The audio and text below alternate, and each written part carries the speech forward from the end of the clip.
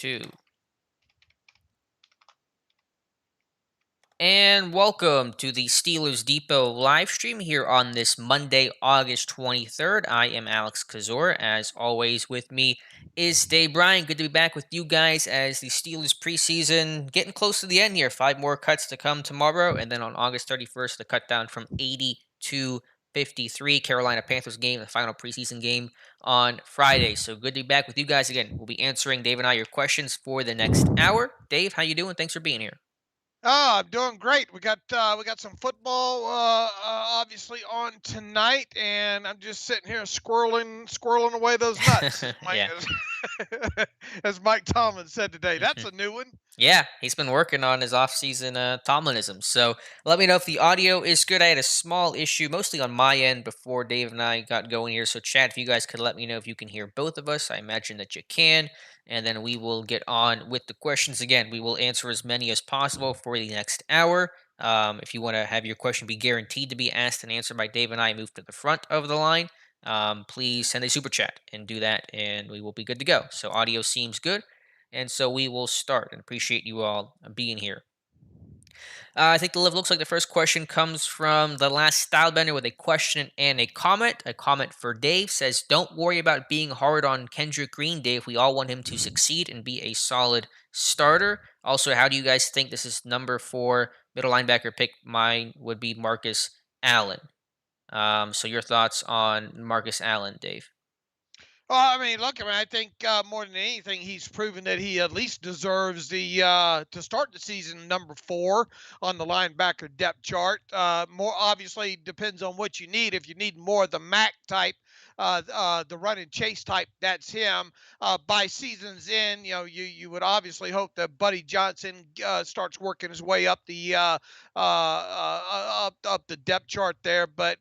Uh, Went into this off season or went into this year's training camp wondering, is Marcus Allen on the inside, on the outside? Where is he? Can UG3 get that spot? But I think everything we've seen so far, and special teams included, and all, I think Marcus Allen's has more than gone about the way of earning a roster spot on the 53. So at that right now, I will be surprised if he's not on the 53.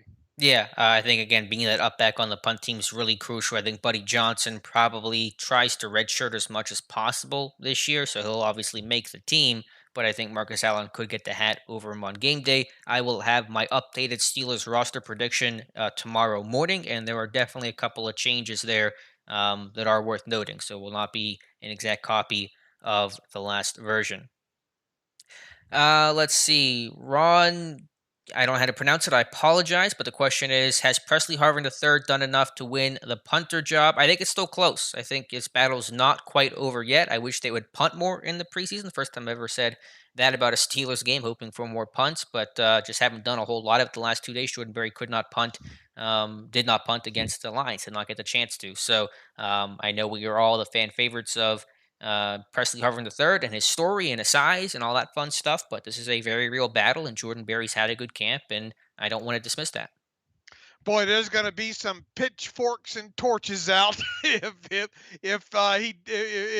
they cut Harvin in lieu of Jordan Berry. Hmm. I also think it's close. Look, I mean, you've seen most of that stuff that's happened during training camp. All I have to go on so far is is obviously the preseason, but it does sound like it's close for whatever that's worth. So it'll be interesting to watch this play out the rest of the way.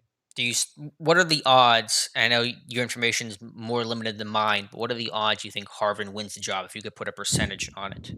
I would put it probably higher than probably what you would put it at. I'd put it at like probably 65, 68, right around in there. Okay. You love the specificity, 60, 68. I'm still in that. Yeah, I'm around you. I was thinking like 65, 70%. I mean, 30% chance of not making it, still decent odds of him not making it. But hopefully, again, there'll be a chance of the punt in the finale.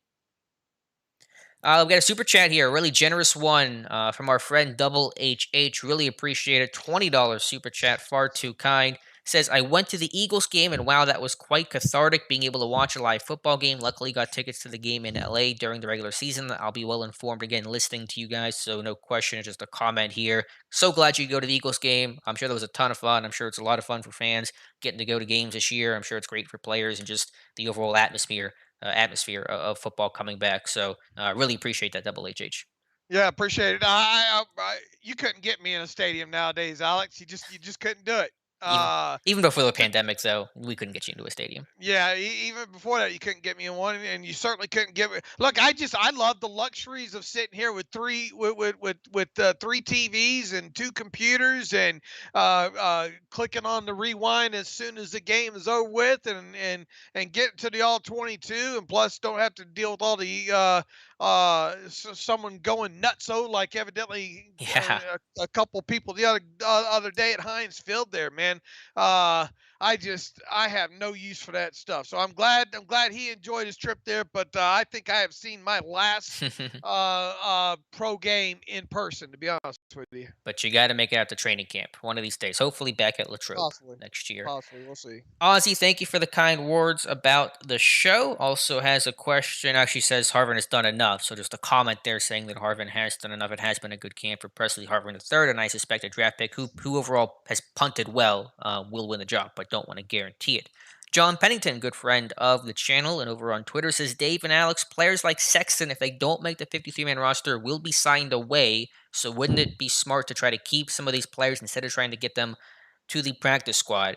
I get that instinct, but John, I think a lot of fans in 31 other cities and organizations are saying the same thing about their guy. Sexton has definitely had some electric plays in the punt return game, but his value outside of that has been pretty minimal so far. So I my guess is that he would not get claimed. You can never guarantee anything, and return guys can be a little weird because all it takes is one team searching for a return guy because their one guy got hurt or fumbled or whatever the case is. But I think if you play that game, you're also cutting a lot of quality talent who then would get picked up by other teams as well.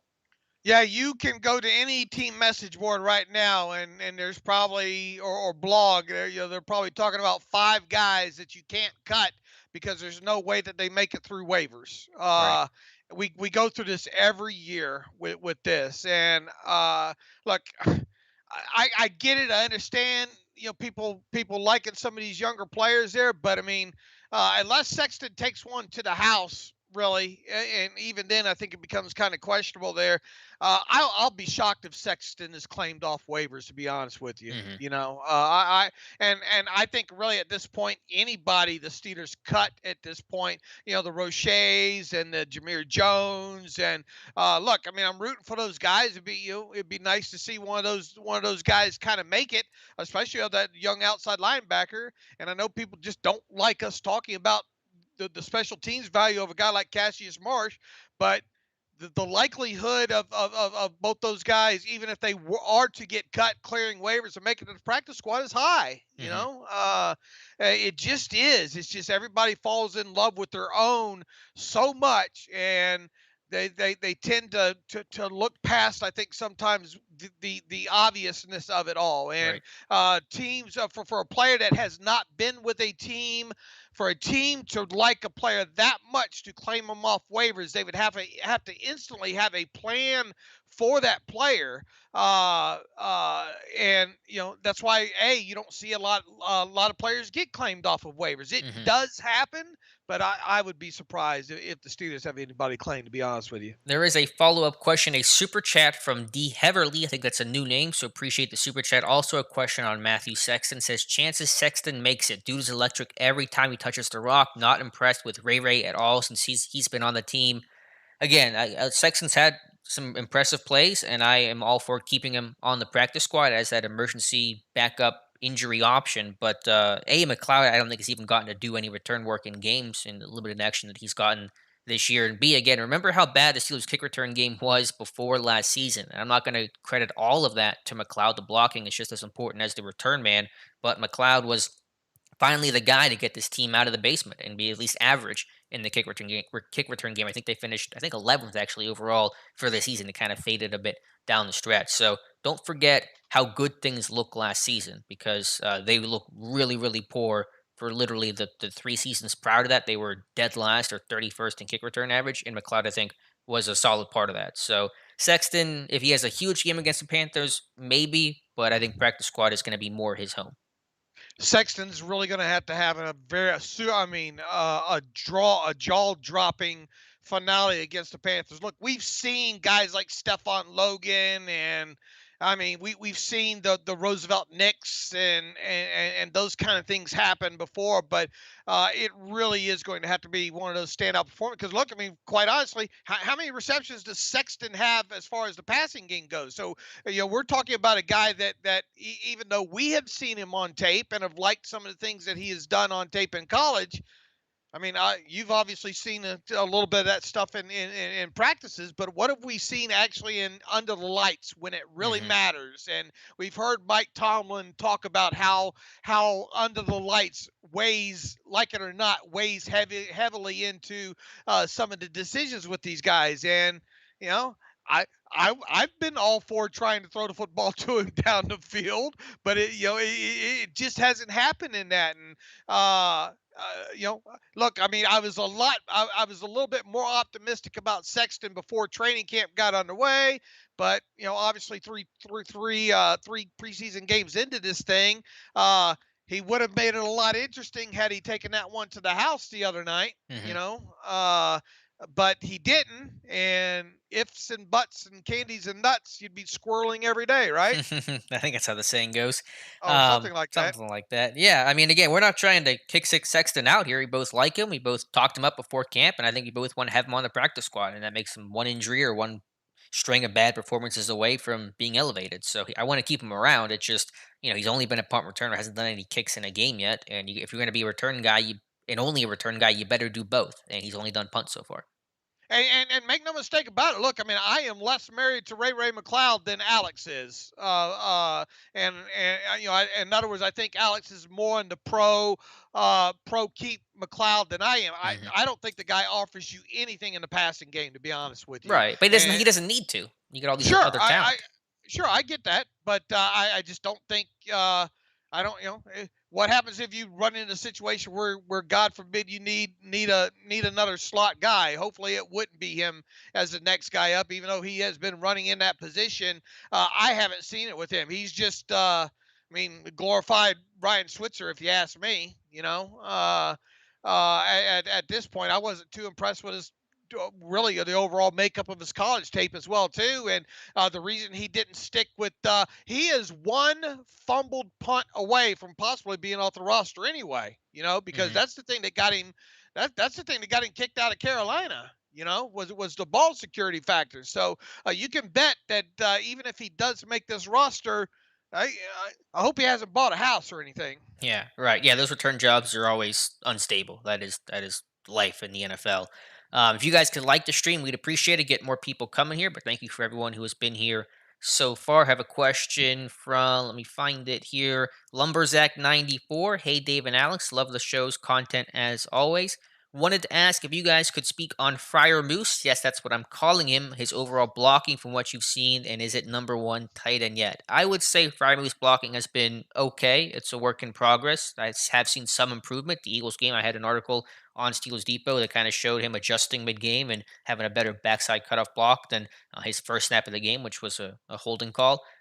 So it's by no means great yet, and it certainly needs to be better, but it is, I think, trending in a positive direction. To me, it's still that kind of Fryermuth is a guy that obviously looked at his route running and his receiving more than anything. Initially run through the tape, but then went digging deeper into his blocking aspect of his game. I think after he got drafted, obviously I went kind of did a surface area scouting on that, but got deeper into his blocking and found out okay, probably a little bit better than I originally gave it credit for. That said, I haven't seen him go forward from what I have observed on his college tape so far in the two games that he's played. Mhm. Obviously, he hadn't had a lot of opportunities to do that, right? Right. Have you seen him go backwards though, or do you think it's about the same? I think it's about the same. I mean, look, I mean, it was a hello moment, that first snap against the Hmm. Eagles there, and I think on one of those split zones, I don't know if he kind of tripped over his own feet there, but not the best rep there. But I mean, I'll put it you this way: there hasn't been anything that's made me say, "Oh man, this looks worse than his college tape." Hmm. Really, he just hasn't had a lot of opportunities to Right. do it. Overall, you are going to obviously see him during the regular season in such a role with two tight ends. Is he tight end one? I think it depends on the situation more than anything, because you get into a run, a run type situation there. Who would you rather have on the field if you're going to do it with just one tight end on the field, Ebron Hmm.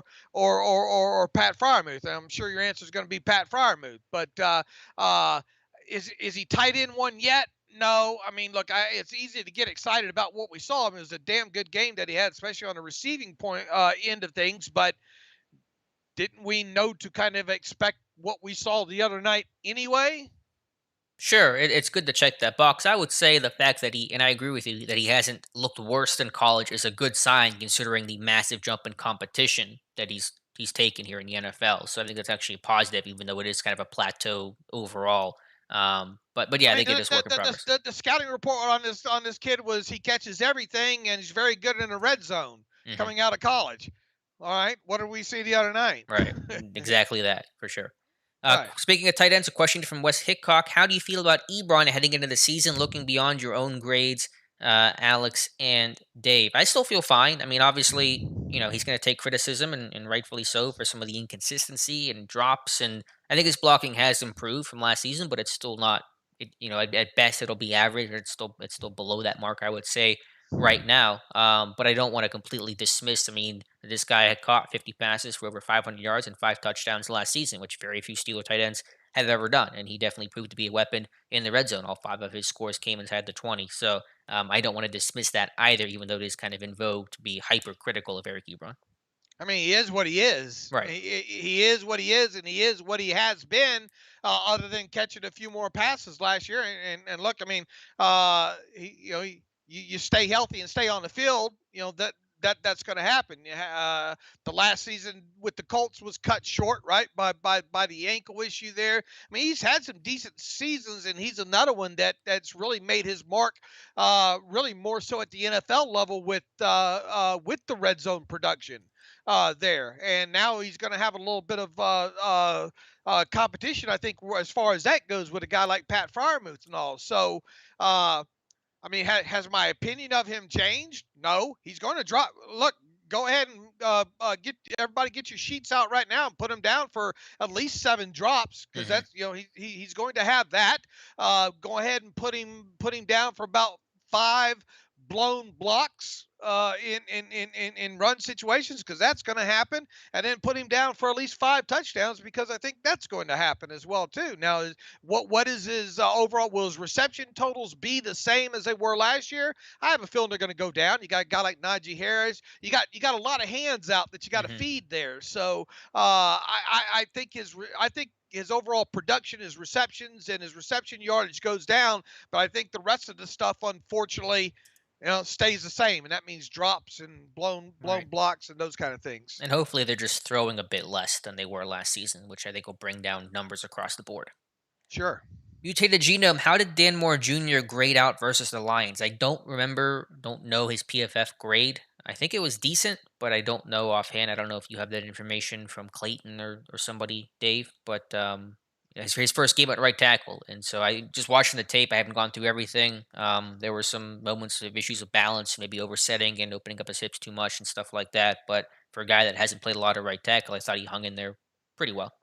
What are we talking about? His grade from against the Lions, or what? Yeah, from the Lions game. Mutated Genome's asking for the grade. I mean, I don't know if he's asking for the official PFF grade or a personal grade. I thought it was adequate given the circumstances. I mean, I thought his stat, for what I have focused on. I've been through it. I mean, I can't, you, you get spoiled with this thing. You run it all day on your TV. And you look up and you keep it on loop there. But I mean, I've watched obviously all of his snaps, and I thought overall all he graded out pretty well. As far as PFF, I'll have to look and see real quick what the grade was. I imagine he graded out extremely well in that game. I think he was the second. I had him as the second best uh, offensive lineman in that game the other night. Mm, So. I mean, he's coming along, but then again, you always got to have the context for this stuff too, and who you're going against, and the kind of stuff that you're running all. But I mean, I think, look, for a guy that you got in the fourth round, I mean, I think he's progressing well hmm at this point. I don't think he's going to start the season as a starter, but I think the possibility is certainly there should something happen. Should you not like how the start that a guy like Chikwama Okorafor gets off to? Dan Moore graded out according to PFF at 61.2. it's about And an average grade, 70s, high yeah, 70s are usually about high. average. Here's the offensive lineman, the way that the offensive lineman graded out. Okay. Dotson had the highest grade of the Steelers offensive lineman at 78.4. Zach Banner, who only played 12 snaps, graded out 73.1. And then it goes, Rashard Coward didn't play. Well, he played about 25 snaps, I guess, 62.6. And then Dan Moore, 61.2. They must have a pressure in there or something hmm for more that had or a bad run blocker too that has brought his grade down a little bit. I would have bet that he would have graded out a little bit better than that just on what I've seen with my eye. Right. Speaking of offensive line, Simon says, I know BJ Finney is a better guard than center, but is he a better center than JC Hassenauer? Feels like I'd certainly trust Finney more if one guy had to cover for Green at some point. The team seems to view Hassenauer as the center over Finney. It can be a little tough to judge lines when those guys are both playing center and guard. Finney's got a lot of work at guard, Hassenauer more time at center. I think both guys have been decent in camp. I think Hassenauer has shown a little bit more. I think his aggressiveness and finish stands out well and will endear himself pretty well to Adrian Clem. But what do you think, Dave? Who would you have at center? I mean, it's Green's job. I mean, Yeah, but besides him, next man up if Green ever got hurt or was unavailable. well, I mean, which way would I go, or hmm which way do I think the team would go? I mean, I think it's obvious that right now it's uh oh, drawing a blank. With Hassenauer, Finney. Hassenauer, Yeah, yeah, Hassenauer. It's obviously the next man up right now. yeah. Look, I mean, I've been a big fan of Finney at guard, throughout his career. I think that's his better position, even though he predominantly played center at Kansas State. Hassenauer comes out of a program, obviously at Alabama, where he was a center there. We got to see, unfortunately, a little bit, maybe too much of Hassenauer last season, but Right. I think it's clear that he is number two at this point. What I would do is I would really scan the waiver wire here coming up and get a veteran center, a more veteran, accomplished center to back up Kendrick Green. That's what I would be on the lookout for here because Yeah. Hassenauer, I really don't see him as much value to this team, and I'd hate for them to run into a large set of games where he either has to play center or guard for this team. Sure. No, I totally get that. Let's see. Next question comes from, I just saw it a moment ago, and David O was asking if UG3 played. He did not against the Lions. Gabriel says, do you think Anthony Johnson can make the 53-man roster? Dave, I'll throw the question to you. What are the odds Anthony Johnson, the wide receiver, makes it? Man, I think it's tough. I think it would start with having to keep one less running back, and Alex and I talked a little bit about that on the podcast this morning. There, so if you're willing to carry just three running backs and one fullback, that would obviously open up a spot on the offensive side of football. If you wanted to keep the even split of 25-25 there. But even so, man, Alex, yeah, this is another one where I think you might be higher on Anthony Johnson, and I might be higher on Cody White. hmm But either way, uh, I would be surprised if Anthony Johnson makes a 53. I would be less surprised if White makes the 53 than Johnson making a 53. But you would probably be on the other side of the fence of that. I'm betting. I would, but I don't think either guy really has a good chance to make it because both guys can easily get through the practice squad. In my training camp grades, I compared Anthony Johnson to a quad A baseball player. Like, he's definitely got talent. He's really good practice squad material, but it's probably not enough to really stick in the NFL in any sort of meaningful way. He's versatile, a decent special teams player, but I mean, what's that like super standout actual trait? Probably nothing that gets him over the hump into actual like legitimate action. Right. I don't think either one makes it, but if I was to guess which one would Yeah, as the extra one, I would probably put my money on White, and I'd go whereas you Anthony Johnson. Yeah, and where you'd probably put your money on Anthony Johnson. Now you know, uh, I'm working at a handicap here because you got to watch all the watch hmm all the training camp, but just from what I've seen so far in the game aspect, which obviously hasn't been much, but uh, I would lean towards White. right. That fumble by Anthony Johnson really didn't sit Mm. well with me in that first game there. And really, what it he does have some special teams value, uh, but I think White has a little bit of that as well. He does. Yeah, he does. So I think those guys are definitely battling for practice squad eligibility in a spot there. Good to hear from you, Ollie Howard Species. Nice to hear you back in the chat. Jason Bodine says, hello, Daleks. That is the combination of you and I, Dave. Next We're question. all right. We're like the new Benifer, right? Oh, God, don't even. I'm disappointed you know that reference. Gabriel's also asking, do you think Lafayette Pitts will make the practice squad? Yeah, I've kept him on my practice squad the last couple editions. There's a couple corners that are battling that out with Shakur Brown and Mark Gilbert, and I think Pitts is part of that group. But I think he's one of those sneaky veteran guys who everyone kind of forgets about who gets a spot on the practice squad. And he what I'm trying to remember. Will Pitts qualify as that next level up? I don't think he Yeah, has enough accrued seasons though, does he? I'm not sure if he's the veteran status, but either way, he's going to fit on there because you can keep six Yeah, vets. So I mean, he should right. be able to fit however which way you want to Yeah, consider him. as far as eligibility goes, yeah. I mean, after that nice pick that he had in his first game, though, I mean, really, it's kind of cooled off on him as well too. So, really, I think it's kind of a roll of a dice, which maybe cornerback probably lands there. Right. I mean, they should keep at least two, maybe three. So it is borderline, but I put him And on my roster prediction. and you would think Shakir Brown's going to be one of those two, or at least if you're a betting man, probably one of those two. hmm Uh, we'll have to see. I don't have a good feel which way that's going to go. Yeah. We'll see if one of these guys maybe sticks out here at the in the final game though. Got a question here from a buddy Saloon from Brazil, and I hope I say that right. I always question myself. Says, good evening, Alex and Dave. Fantastic show. What's your level of concern with Sutton on the outside? He's a very smart guy, but seems to lack speed to keep up with the speedy wide receivers. Cheers from Brazil. Cheers to you, Dave. What's your take on Cam Sutton and your any level of concern? Look, I mean, I there is some level of concern. You saw him the other week there early against the Eagles get beat on the outside. If that throw, a lot of quarterbacks, good quarterbacks are not going to miss that throw. hmm There. That said, he is an extremely smart individual.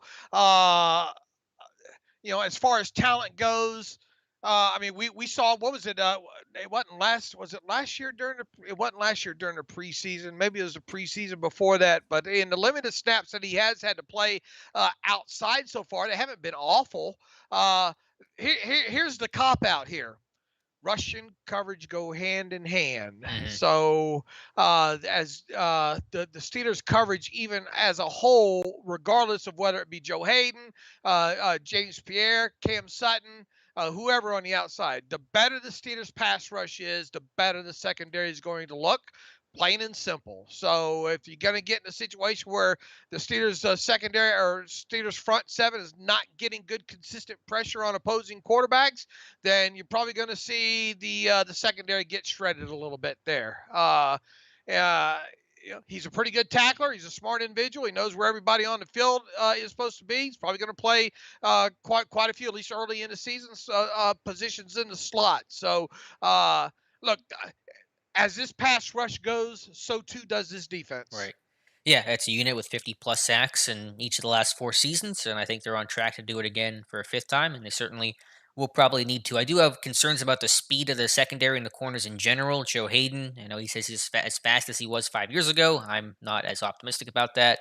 Cam Sutton's not a burner. Whoever the slot guy is going to be, That's a Millette or Brooks or James Pierre on the outside, is a good athlete, but you do worry about that. A lot of speed in the AFC North. I will say this about Sutton. I don't think his preseason games have been that great, but he's a guy that probably is at his best when there's an actual game plan and film study and knowing who you're going to face and things like that. And so, because of that football IQ that he has, it's so impressive. So, I think once you get into the season and there's more of a formal, game planning of the week, and that's when he kind of really starts to shine and picks up on little things that will overcome his average physical traits. I tell you, I don't know if it's enough to stick, and he obviously won't be top of the rotation there.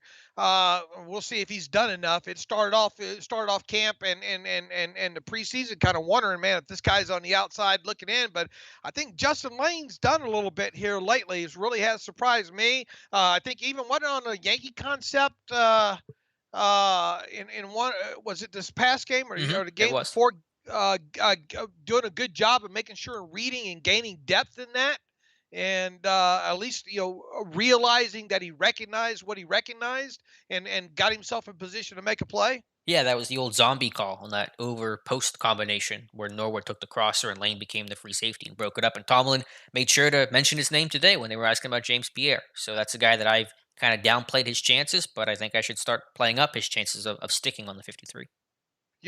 Sometimes it takes some a little bit longer for the light. You go back to who was the corner that got paid by the Saints years ago. Not sure if I know. Yeah, you do. Was with the Steelers, paid his Oh, dues early Keenan on. Lewis? Yeah, Keenan Lewis. Okay. It took a while for Keenan Yeah, for that light to come on with Keenan, if right. you remember in the early days there. But it did finally come on. So you know, uh, I kind of wondered if it would. And look, he hasn't made the 53-man roster yet, but at least he's going in the right direction after getting off to what looked to be a slow start hmm this summer. Yeah, just had another missed tackle late in that game though, and just I don't know, it's just Up hard to high, trust that yeah. guy. It's just hard to trust him. But yeah, I And think he's got a chance. and then we talked about the wrong shoulder maybe this morning, of attacking that run later on in the hmm game. And if he attacks that guard on the other side there and spills that to the inside, I think Marcus Allen gets there, on that and all. And it's just little things like that. You know. It's more about just coverage, especially when it comes to Sure. the Steelers defense. You expect those guys to be able to play the run, and to be able to tackle as well too. Stylebender, good point about McFarland being the kick returner, but there was a couple years ago where they had Nile Davis and other guys returning kicks, and they started the year with Juju and Terrell Watson, who didn't have a single kick return rep in practice or in preseason. So they will sometimes shuffle that deck at the last second. Gabriel, no, I don't think Derek Watt will be cut in favor of Trey Edmonds. Oh boy, wouldn't that be something? Yeah, Then I'll be floored if that happens. Jason with a good question about the next Hall of Fame running back besides AP and Frank Gore. I honestly don't know. I'd have to look at a list of names, but that's a good question. Maybe for the chat, who should be the next Hall of Fame running back besides Peterson and Gore? Um, I don't know the answer to that. Well, I don't even know who's Yeah. eligible on that. Right. I'd have to look at the if you gave me a list, then I Sure. could work off of that. But I just don't keep that off the top of my head. And AP's still playing, so it's going to be 5 years until he got to be out of the game 5 years until Mhm. that happens. Gore just wasn't Gore last year. Gore, I don't uh, think he's officially. I don't think he's ever going to retire. So he'll never be in the Hall of Fame because he'll all be just be right. 70 playing. I don't think he's officially retired, but maybe I'm wrong. My Frank Gore news is not at the top of my chart. Right. So regardless, we're still years away from those guys even being eligible right now. Right, right. So good question though, Jason. Sorry, I don't have a better answer for you. Back to the questions here, Kim. Are any chance the Steelers sign a vet safety and a corner before the regular season? Yeah, I think a free safety is still squarely in play. Don't have a name for you at the moment, but I think Trey Norwood's worth keeping around. There's some interesting things about his skill set and instincts and processing, but not ready to play just yet. So free safety, this team has looked for one with Carl Joseph and Malik Hooker, etc. Would not be surprised if they added someone to be Minka's backup. I've been talking about the possibility of free safety all off season, hmm just like I was with outside linebacker early in the off season. I still think there's a strong possibility you see that and or a center slash guard type player. Cornerback, I think they're happy. I think they're happy with what they have on the depth chart right now at cornerback, especially if Millet's injury isn't serious. It doesn't sound like it is. Sounds like he might even have a chance to play against Carolina on Friday there. So I will be pretty shocked if they go out and get a cornerback at this point. But I think safety or a center are still in play here up until the last minute. Yeah, I think safety certainly much more than corner right now. I have a question here from, let's see, Rob Coe. What do we think currently the practice squad will look like? I guess top seven names. We'll still see how the finale looks. Let me pull up my latest roster prediction from prior to the Lions game, because my one post Lions game is going to look pretty similar. I think some guys who I think have good odds to make it. That is included with Trey Edmonds, Anthony Johnson, whoever loses between Zach Gentry and Kevin Rader. Whoever loses out in the D line battle, Jameer Jones, Quincy Roche, if those guys don't make the 53, Or Donovan, both. or both. Yeah, I have both on here. Donovan Steiner, I think, is a good bet for the practice squad as a safety. And so that's kind of a quick list of names who will probably be kept. They can keep 16, so there'll be a lot of names kept around. Yeah, look, you shuffle. It's easy to shuffle these, a good half of these 16 names every game, right? Hmm. Bugs, Mondeau, possibly both of those guys there. I kind of wonder now if UG3 is even worth keeping on the on the practice squad. I'm fairly convinced UG3, barring an injury, is not going to make the 53. Hmm. Has he done enough to stick around over a guy like Calvin Bundage, who I don't believe played in that game against Detroit? Did he? Correct. Did not. Neither did UG3, nor did Buddy Johnson. They only rolled with their top two lines at inside linebacker. Uh, you know, uh, what happens to BJ Finney if he's cut? Would he consider maybe going to the practice squad Yeah. and being one of those vet guys? I think you nailed it on either Zach Gentry or Kevin Rader. Whoever loses that battle probably going to be destined there. And which running back? I mean, that's a big question right now. Is Tony Brooks James, Fast Petey, what who else? I mean, it's a good question to have there. That's why I say a good half of these names on both of our list will probably change or have changed every week. Yeah, and that's what makes this Friday's finale so important. It's not important to 90% of this roster, but for those guys fighting for those spots, for the last on the 53 and for the practice squad spots, it's vital to those guys. What about Chaz Green? Would you keep him? I did. I kept him my last edition, and I'll be on the next one as well over Vontae Collins just to give them an extra tackle. Usually, you're going to keep at least one interior lineman and one tackle, and so that's kind of the option because it's him or Vontae Collins. I mean, that guy could be a train wreck at times, but at least he has played up and down on the Hmm. offense line. Both tackle spots. I think, forget which one he has. I think it was left guard. He has the most snaps out. I forget one of the guard positions he's played there. So you value that kind of experience. God forbid you should need it there. And he has. I hate to use the term. He hasn't been awful, but he hasn't been awful in the limited amount of snaps that he's had. Sure. Next question comes from Faceless Man. Do you think Showbert will have more snaps than Spelaine? Feels like Spelaine is a better tackler in the run game, but really slow in coverage. Offenses seem to pick on him. Yeah, Showbert's going to start over Spelaine. They didn't trade for Showbert to have him be the backup, and that's the way they ran against the Lions with Showbert and Bush playing into the second half. And so those will be their top two guys this season, Faceless Man. Man, Schobert's a 800 snap player at the very least if he stays healthy. So Yeah. maybe even more. You never know. But I mean, you did.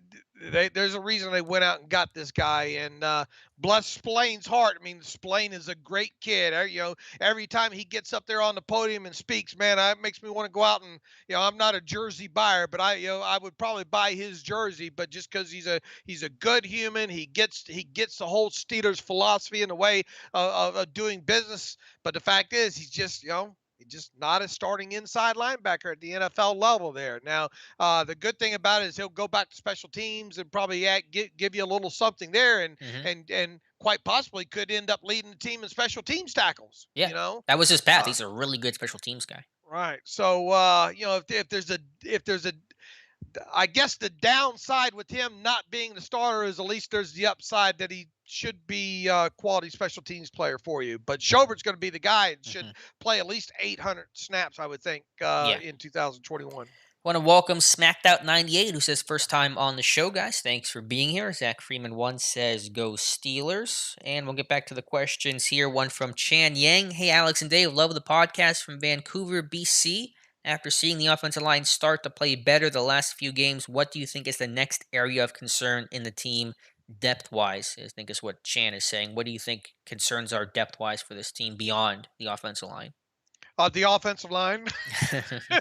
Yeah, one, two, and three. Look, I mean, I understand the question.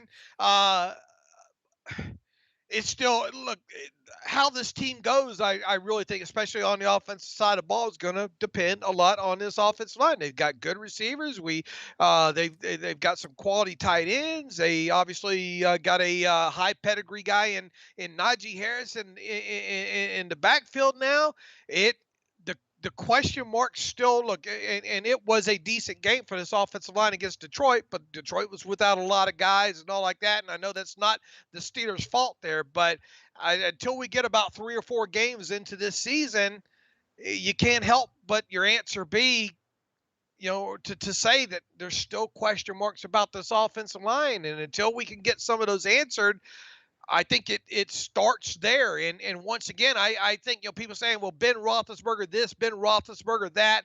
I think Ben's like number 3 on the area of concerns. I think it's offensive line. I think it's running game, and then it's Ben Roethlisberger, because if the other two are in place, I think Ben Roethlisberger is going to be fine Hmm. when it comes to that. So I understand. I'm being a little bit funny here on top of things here, and I get the question, but I still think it just continuously goes back to offensive line. Sure, it does. That is no doubt the X factor of not only the offense but the entire team. I would just say the secondary is still figuring stuff out and exactly how that's going to look and how will James Pierre play on Sundays. And I think he's had a good camp overall, but you're still getting some newness there and communication stuff with some of the new pieces.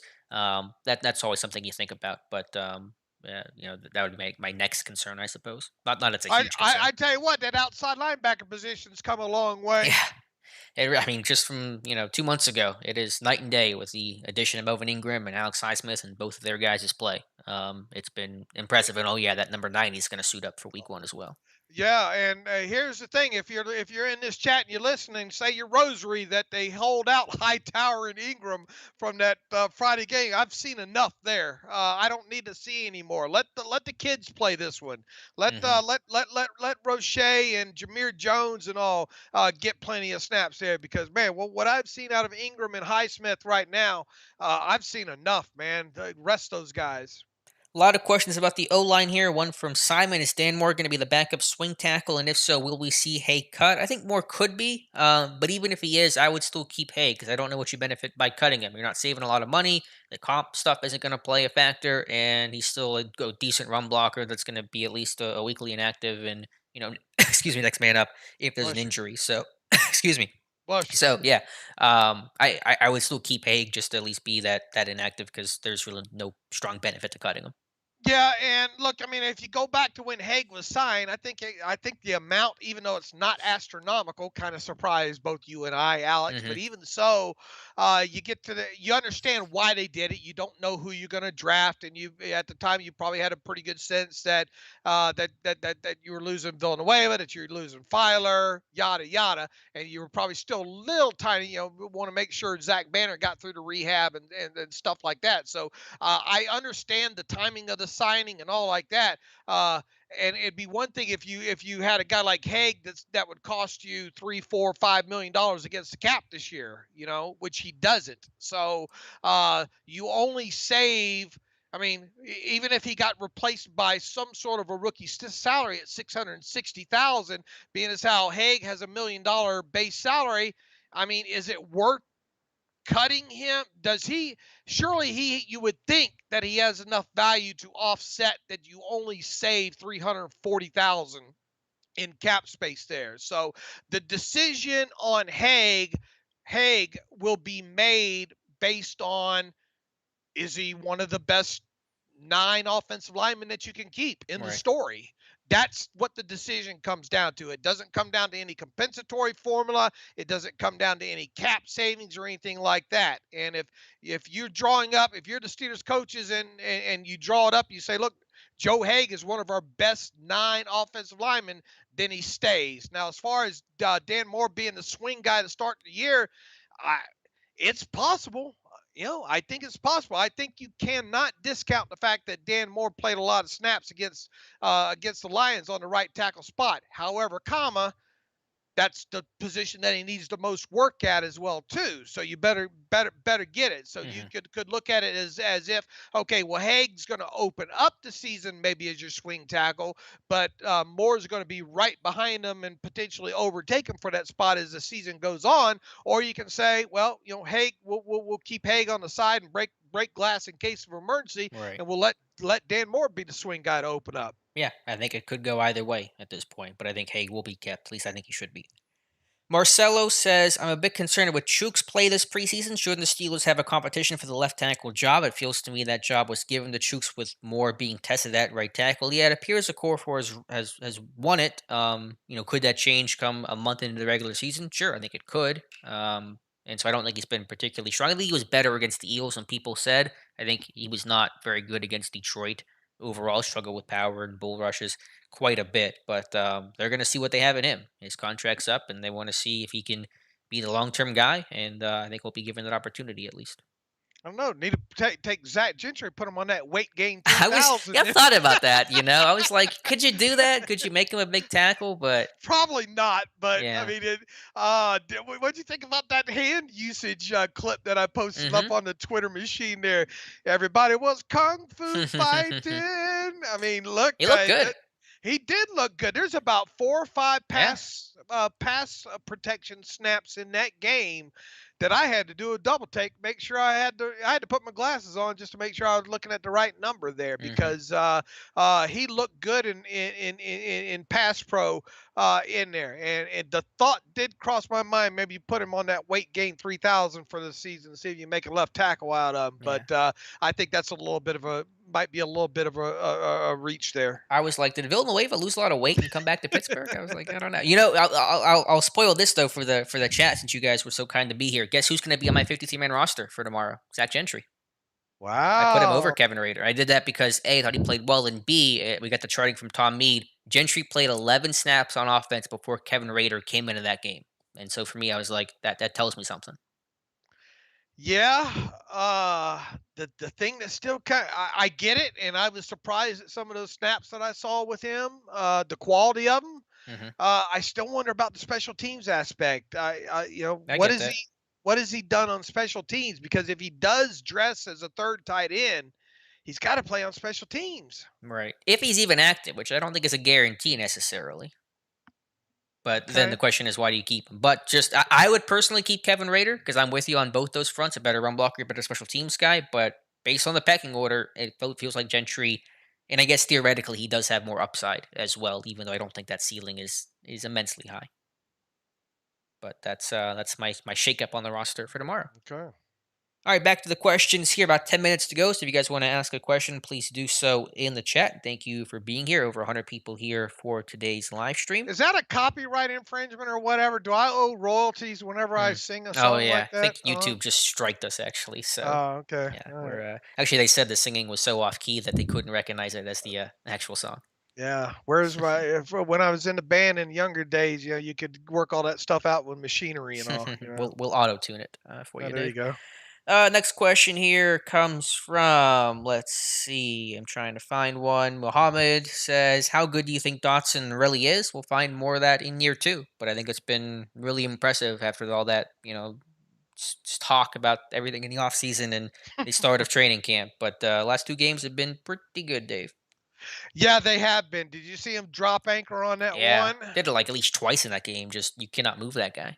Yeah, I mean, when he throws the anchor outside the boat, man, things Hmm. come to a grinding halt there.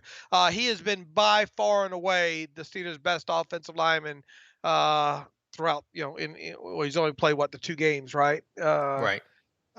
So far, and I mean, it's noticeable. It really is. He now look against the Eagles. When he got in the game against their kind of second team, third team, you're supposed to kick those guys all over the field, and he Hmm. did. And you would expect him to do that against the Lions, and he did.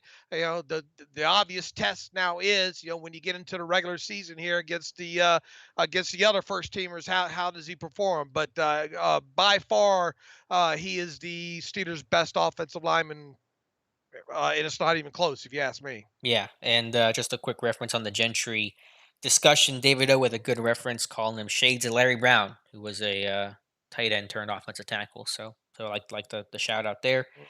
Let me find some more questions. I want to kind of roll through the last I few of think them. David O's going to be over here in Vegas. I think David Is O he? and I are going to hook up maybe David. Let me know in chat. You going to be in Vegas here in the next couple days or what? Quality Cola says when Pat Fryermuth gets 9 receiving touchdowns and 500 plus yards, will that be enough to become an AFC Pro Bowler? Man, I hope that's a good conversation we're having. But depends on what Travis Kelsey and Darren Waller and all those guys are doing. But let's hope so. Daniel, do you think TJ is worth 30 million per year? Why not trade him if someone overwhelms the Steelers with 2 firsts and a second? I'm not trading TJ Watt because you trade TJ Watt with those draft picks. What are you looking for? TJ Watt. So let's get the guy, pay the guy. Don't let good talent go to waste and be traded away. That's not the Steelers' method, and I'm not even entertaining the idea of TJ Watt. Plus, it's just bad business to do that, and that doesn't endear yourself to future guys who come through the organization. Yeah, I don't think I need to Yeah. answer that. You know where I come down on that. I think most Steeler fans do as well. John Pennington, Dave, and Alex, do you guys ever think that Keith Butler will learn his lesson of not putting a linebacker on a 4-2 or 4-3 receiver? I almost had to buy a new television. Yeah, I posted a clip of Joe Showbert. I'll have a video on that here for the channel probably tomorrow that shows that. I don't, obviously I know it's preseason and they're not necessarily game planning this thing out like they would come week one, but this has been such an issue in the past that it burned me up. So if it was preseason and just a one-off thing, you'd say, yeah, it happens. But considering how much of an issue this has been, linebackers on wide receivers, it really bothers me. Yeah, I'm gonna let you be mad enough for the both of All us. right, good deal. I get if you're gonna do that, at least play too high. You cannot have a linebacker on a receiver against single high. You're just asking for trouble there. So at least play too high, so linebackers playing trail and not having to carry everything vertically. And again, if it wasn't for the fact that the Steelers didn't recognize it as an issue, they just say, "Well, we got to just scheme it up better and technique." I don't care what Joe Sherbert technique, whatever technique he uses against Brashad Perriman, who runs 4-3. It's not going to be good enough to keep up if you're defending the entire field and. That's just a source of frustration for me. Next question here comes from, let's see, Jason Williams. Not a question, but a comment about running backs in the Hall of Fame. Says hopefully Marshawn Lynch will make it. I think he could. I'm not sure where he stands on the numbers, but he could. Yeah, I think I'd have to look at his numbers and all, but I think there's a possibility. I think the personality and how well known and well liked he is. I know he's a bit divisive with the media, but I think that'll at He's least help him. entertaining as Yeah, all get he out, is man, very and he entertaining. is as honest as they come. I would vote him in just to listen to that Hall of Fame speech. I just Yeah. want to hear that. And the bus would be awesome as well. D. Heverly says, "Can we take a moment and just appreciate the sickest pump fake in the game? Big Ben has faked out a lot of cameramen in his career. He really has. Yeah, that was a very vintage play, and that pump fake is to me still, I think, maybe the best in football." Yeah, I still have ice on my arm for that the other Hmm. night. It hurt. I don't know how he does it, man. To something as demonstrative as that, and be able to hold on to football and not rip all the tendons in your arm. I Right. mean, that was That lets you know that elbow's okay. I think. I would say so. Kevin Herzog, do you think there are any more trades in store or just pick up other teams' cuts? It could be either. I mean, Colbert's not one to be shy about making trades around the cut down day. You could ship. I think it'd be more trading away somebody for a draft pick, like a Jordan Berry, a Josh Dobbs, Isaiah Bugg, someone like that, more so than it would be acquiring someone by a trade because they don't really have assets to trade anymore. But yeah, I don't think this roster is necessarily settled, or I think there are other moves in some form or fashion that are on the horizon. I do as well, and I think the history. I mean, we write about it every offseason. We talk about it in about 5 episodes of the podcast. I think as well too. History tells you that he's not done. That there's a good chance too that somebody not currently on the 85-man roster will end up on the 53-man roster. Uh, We'll see. I'm with Alex though. I think if there's any trading that goes on now, it's the Steelers dealing something away to maybe get, I don't know, fifth, sixth, seventh who knows, with Colbert there. I think any addition that comes, I mean, not ruling out a trade, but it's probably going to be a lower level guy, either a safety or a center that doesn't make a cut that you get for a minimum or near minimum price. So, in fact, I'll be shocked if if he doesn't make at least one deal and get a draft pick, and if he doesn't sign at least one more player cut by another team. That's where Hmm. I am on this, just based on history alone with him, and because the holes kind of dictate that that's what he does. Yeah, I think so. History has kind of told that story as well.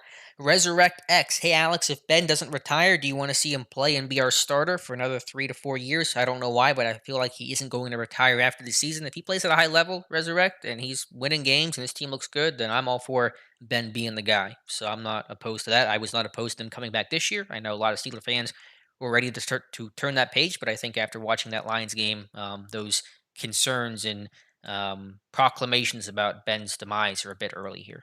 Yeah, look, they can obviously make it happen if they want to. It all depends on how he plays, and I don't think you can. I think you take it obviously year by year with him, and I think Roethlisberger would tell you the same thing at this point. But it could obviously go either way. But if we're sitting here a year from now talking about Ben Roethlisberger getting ready to play another season for the Steelers, I won't be shocked. Yeah, and so we'll see. I still think it's his last year, but I'm not going to guarantee it because it's Ben. He's competitive and he's looking good so far. Couple more questions. Jason Williams off the record. Who was better in their prime, Cordell Stewart or Mike Vick? Well, this is on the record because we're on camera here. I know Stewart got stuck in probably an era. If he played 10 years later, that whole kind of deal. But Mike Vick in his prime was just the most Oh electric player in Lord, football, yeah, and so I have to go Mike Vick here in his prime. yeah, yeah, most definitely. Do you think the O line will be better than last year? I think there'll be a better run blocking unit. Pass pro, the jury's still out. That's G Man on fire. I think again run blocking will improve because it just can't get much worse. Pass pro is 50-50 to me. We'll see. Yeah. Yeah, we'll see. Let's see any more questions. That might be just about it. Lumberzack talking about the report about T.J. Watt signing after the Panthers game. I don't know That's if no that. surprise. I mean, Yeah. here's the thing to look out for, because if there is a once you get technically into the week one of the season, so in other words, after the final cut down comes, uh, whenever that happens, you obviously have those few days before the actual first game takes place there. Hmm. With it, once you get into that realm of things, is when you can automatically take whatever roster bonus that you give a guy, if you give him a roster bonus, and automatically have that treated like a signing bonus. Okay. Okay. And then thus prorated out there. So that might be part of the plan here. We've seen them most recently, I think, do this with Stephon Tuitt and maybe even Cameron Hayward. I can't remember Cameron Hayward part of his what was a roster bonus or not. But once you get into the technical start of the regular season, which in other words, when it officially becomes week one, and Hmm. then that's usually a Tuesday, and then there's obviously a few games or a few days before the actual game takes place there. If that's when the deal happens, that's when a roster bonus can be treated like a signing bonus on top of it. So that's worth maybe paying attention to as well on Okay. top of it. That's a good point. Yeah, and obviously, I still have the concern, and I've made mention of this before about Watt not practicing until that deal gets done. But let's assume it happens on the 28th or 29th or 30th of August, right after the Panthers game. He'll still have 2 weeks just about to get ready for the Bills game with that bye week in between. So there will be time for him to ramp up and practice. It isn't the 1 week after the end of the preseason the way it has been in past years. So there should be time for him to get ramped up. Plus, he has been working on the side, so he's not been just standing there and totally not working on conditioning throughout the summer.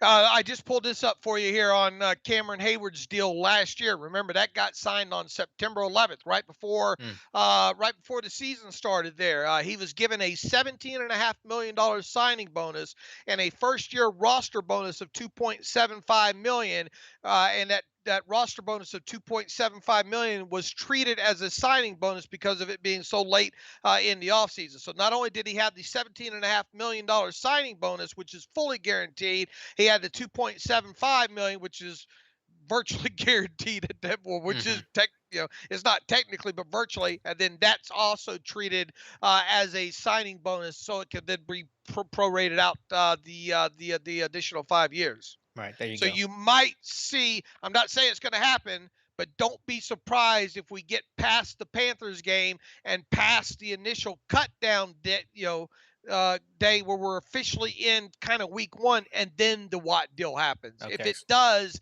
then that's probably because of there being a sizable roster bonus involved. Which would put you at September 1st and on would be when that deal would come in. Two more Okay. questions. Mark White, will Dan Moore start at left tackle? I don't believe so. I think it'll be Chukwuma Okorafor. And Gabriel says, do you think Benny Snell will make the roster? My roster prediction tomorrow. Check it out, and you will get your answer, Gabriel. If I think Benny Snell makes it or not, I'll tease my roster prediction. I tell you, Bean Snell has to get on the field this week. He's got to earn that roster spot. I will say that much. And Jason Williams says, thank you, Dave and Alex. Salute. Thank you guys for being here. Really appreciate a great crowd on hand. Over 115 people here in the chat. Be sure to like and subscribe if you guys enjoyed tonight's live stream. We do them every other week. And next time we do it, it'll be right before, I think, week one of the regular season. So a lot to talk about whenever we get back together. So, Dave, thanks for being here. Appreciate your time as always. All right. Thank you, everybody, for showing up. Peace and love, everybody. And again, there'll be an archived version of this here in a little bit once it gets processed through YouTube. So if you guys missed part of the stream or want to go back and listen, you guys can do so, as we'll have videos coming out tomorrow and throughout the week as well for you guys. So appreciate you being here, and we'll talk to you soon.